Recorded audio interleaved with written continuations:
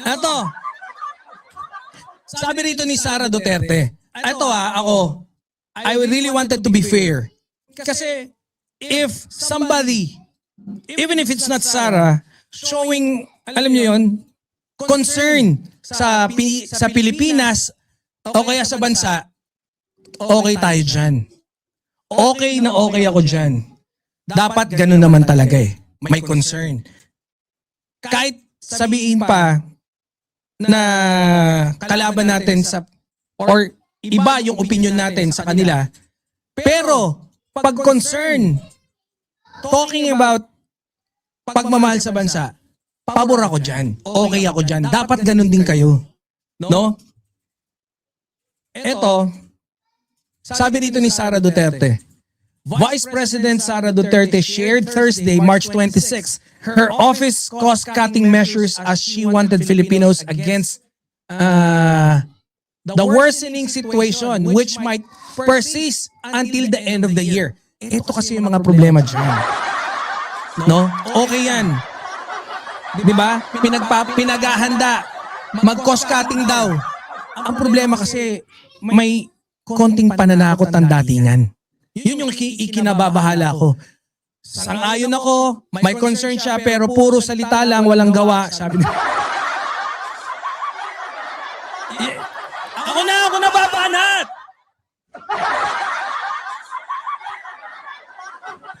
Then, of course, she's showing concern. Kaya lang, yung the likes of her interview last time na puro sablay, hindi ko kayo masisi, hindi nyo rin ako masisisi, na most probably baka sablay lang din to. Ibig mo sabihin mo na dapat wag ka magbisikleta para makatipid ka sa hindi enerhiya. Biro mo wag daw mag-carpooling, yung wag kayo magsabay-sabay. Kung isa lang naman pupuntahan nyo, wag nyo raw gagawin yun. Wag daw sumakay sa isang kotse lang. Yun nga yung mga tamang gawin. May mali kasi dun sa kanyang speech. Kaya hindi nyo kami masisi. Ito sabi, VP Sara Duterte warns prepare through end of the year for job loss, food insecurity. Ang problema, okay yan. Concern. Ang problema kasi, kinakalaban mo yung pamahalaan. Against yan sa mga sinabi na ng pamahalaan. Diba? Okay pa naman ang trabaho eh. Diba? Okay naman yung pagkain. Huwag kayong mababahala. Walang magpapanik. Walang mag-hoarding. Walang gagawa ng artificial shortage. Diba sabi? Kinontra eh. Ang problema, wala kang dato sayop ka. Sorry.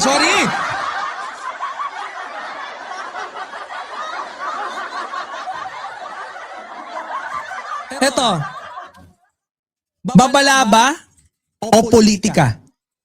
Kapag leader nananakot, dapat may plano kang ilalatag after para hindi lumabas na pananakot.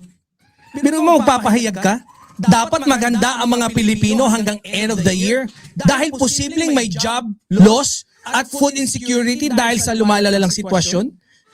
Una, sinabi na ng ating mahal na Pangulo, even through the press conference, na, wait lang, nakita ko yata yung hindi kaya doon yung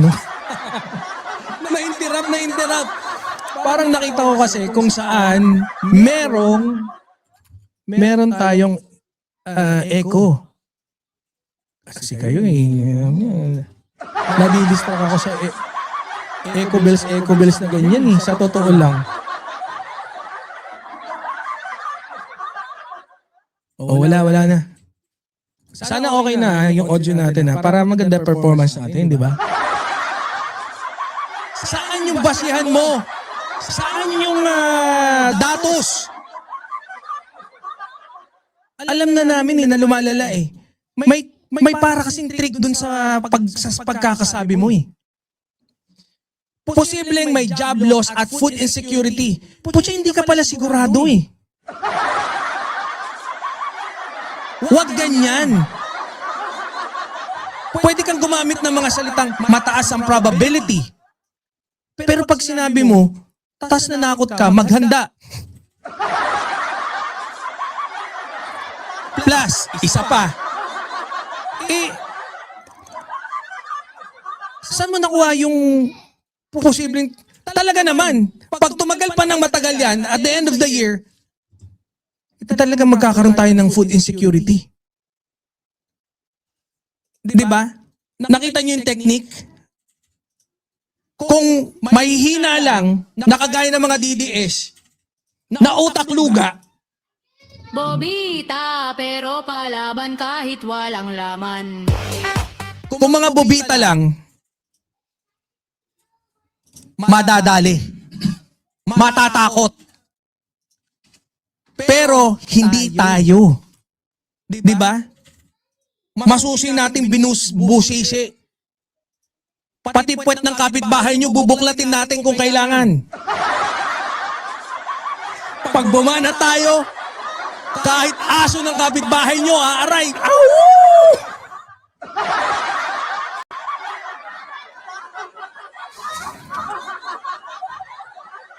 Di ba? Wala eh.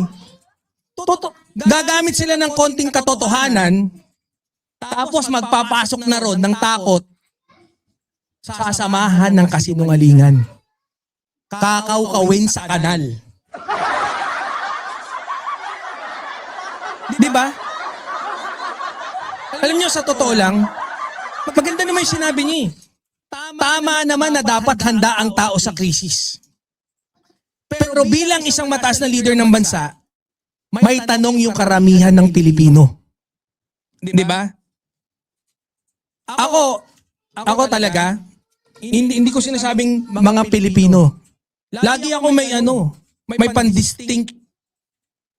Di ba? Karamihan. Hindi ko sinasabing lahat ng Pilipino. Pag lahat ng Pilipino, sinabi mo, fake news ka na kagad doon. Magkakakontra nga ibang Pilipino eh. Eto, maraming Pilipino. Lagpas kaming dalawa eh. Joker ang bungal. Sorry.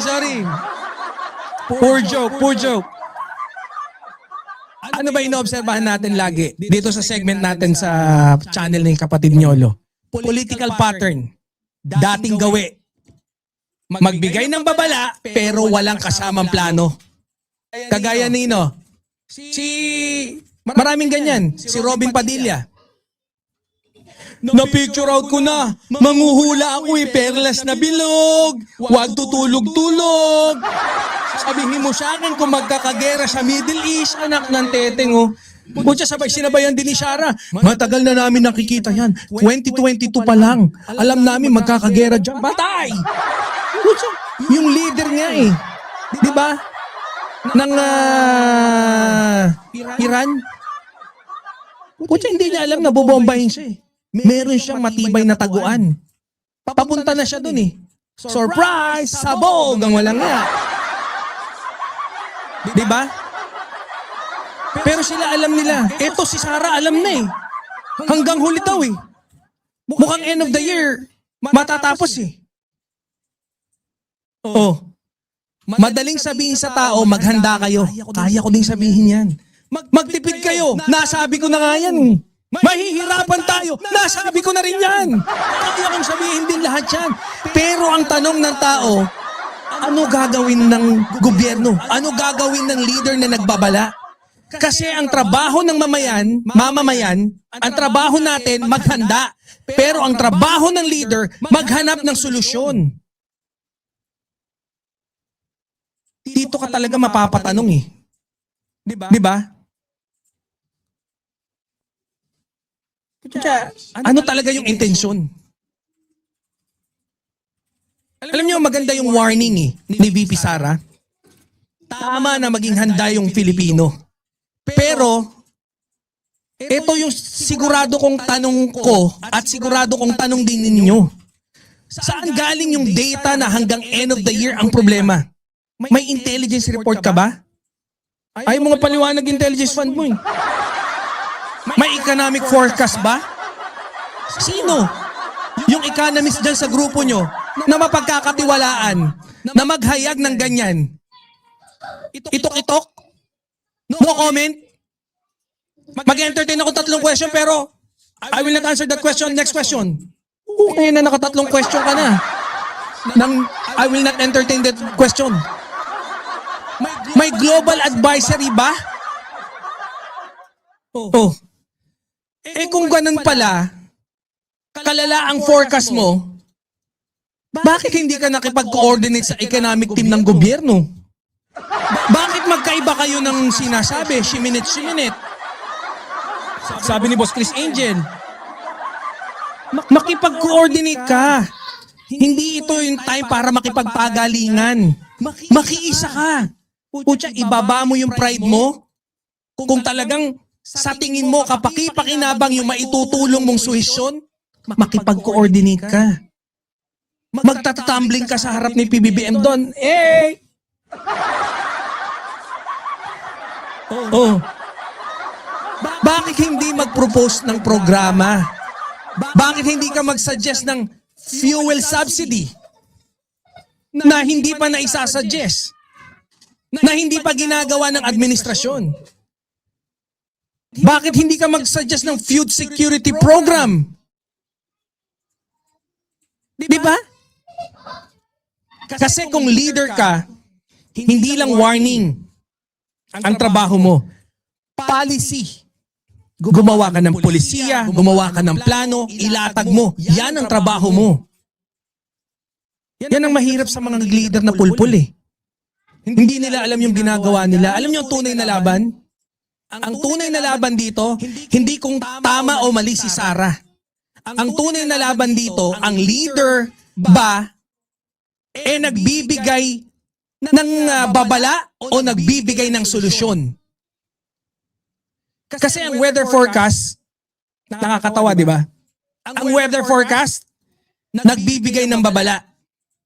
Ang leader, nagbibigay ng direksyon. Magkaiba yon. Yan ang problema sa mga pulpul na leader ngayon eh. Di ba? Yung kasikatan, pumapasok sa ulo.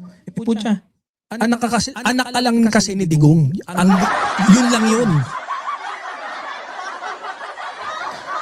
Kung ang mensahe ay, maganda kayo, mahirap ang taon. Ang tanong ng tao, kami maghahanda? Ikaw, ano ihahanda mo para sa amin?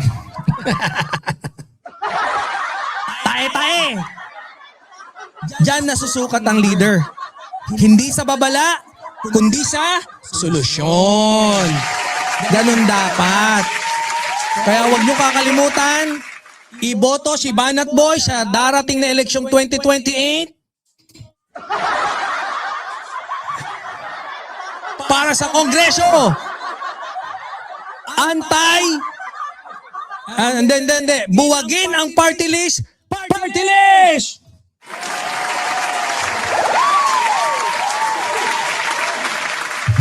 Huwag niyong kakalimutan yan ha. Punta na tayo sa ating susunod na topic.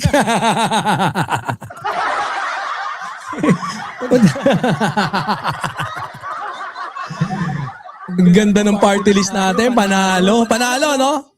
Ganun talaga. Pagka tayo nag-party list, panalo tayo. Winner.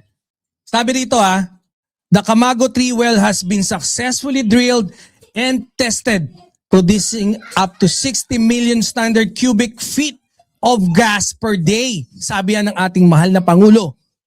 Ayan. Alam nyo, masaya to palakpakan muna.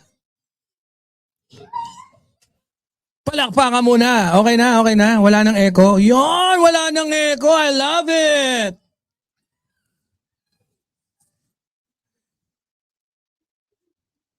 Ito hindi lahat ng balita na presyo ng langis bad news. Minsan may solusyon din. Yon! Ang ganda na, di ba? Ganon. Ganon yung mga pautot. Di ba, Tita Agnes? Mama Analinando? Ulitin ko, parang ang ganda ng pagkakapautot natin dun eh. Hindi lahat ng balita sa presyo ng langis ay bad news. Minsan, may good news din. At ito nga ay solusyon. Yun! Ma'am Irma Kapuyan. Oh. Eto. Habang ang balita ng karamihan ay tungkol sa pagtaas ng presyo ng langis, gulo sa Middle East, inflation, welga ng mga jeepney drivers. May isang balita na medyo hindi masyadong napag-uusapan pero napakalaki ng epekto sa bansa. 'Di ba? Alam nyo, kagaya ng discussion namin yesterday, magkaiba tong yung energy source na crude oil kumpara dun sa gas na ginagamit natin pang Mahaba kasi, baka pwedeng putulin ko para i-discuss ko kaya dito yun. No? I-discuss ko kaya dito yun.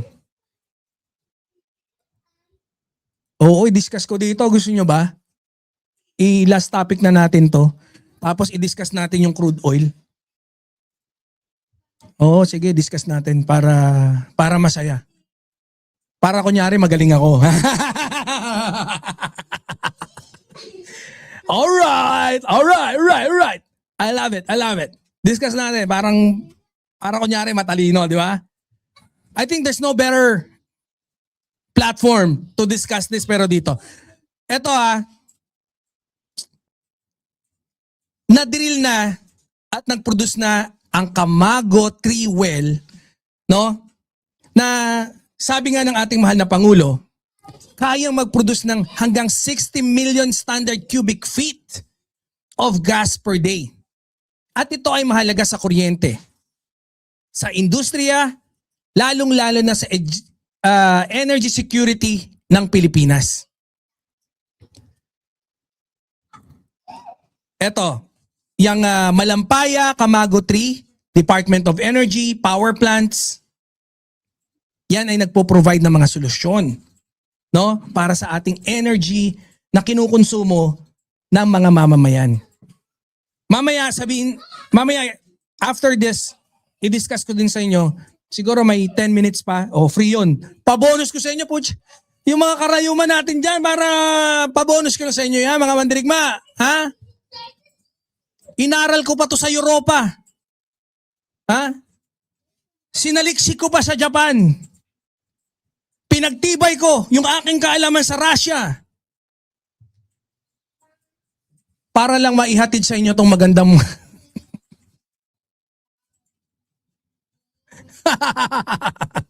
Hindi.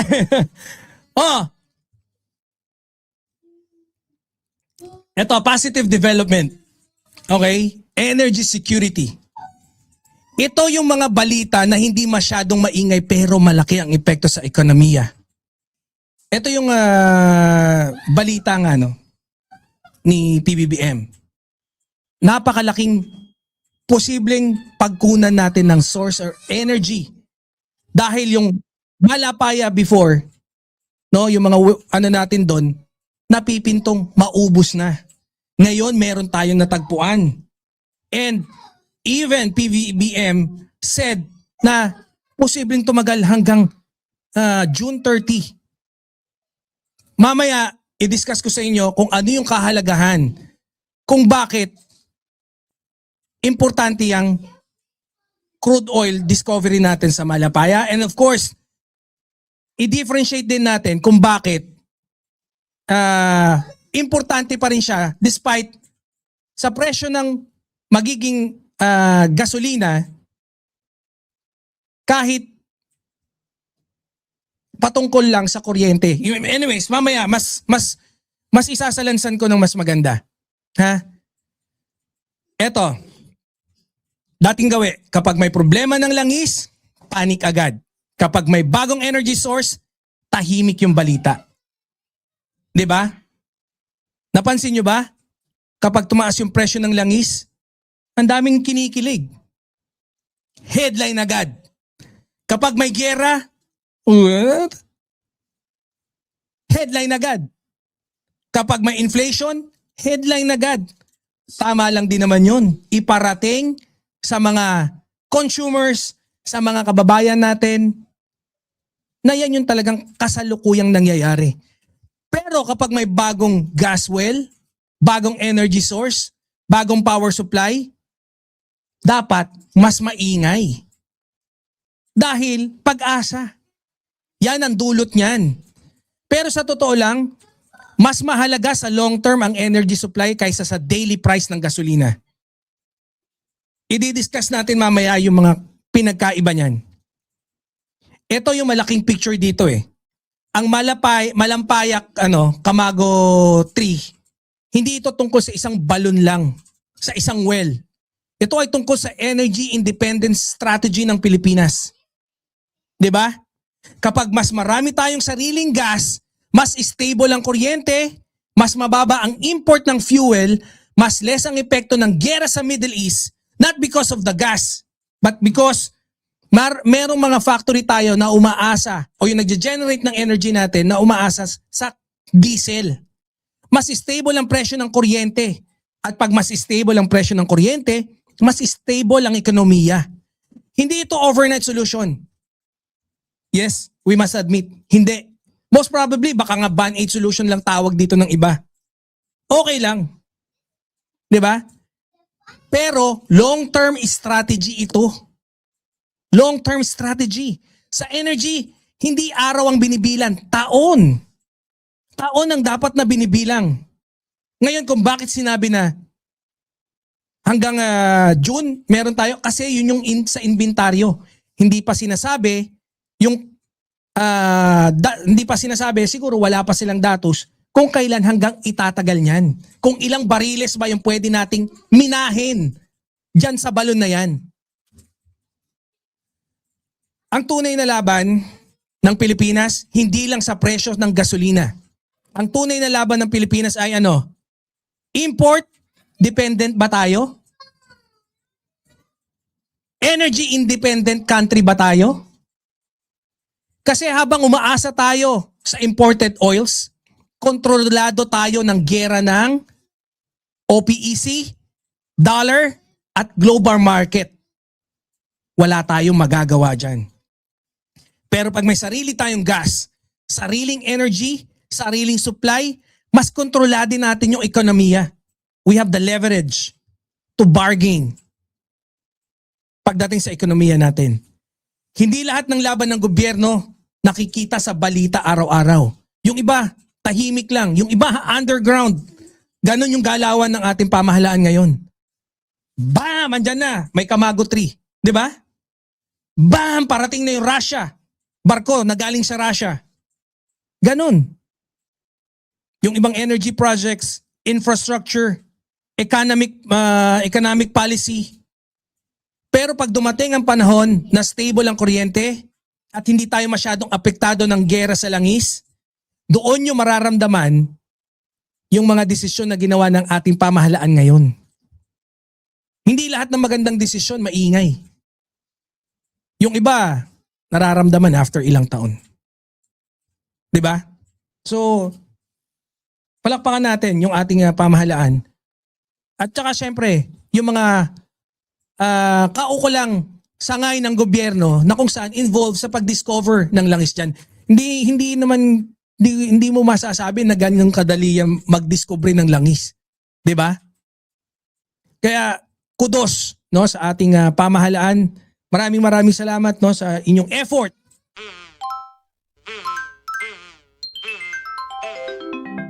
Kakulango.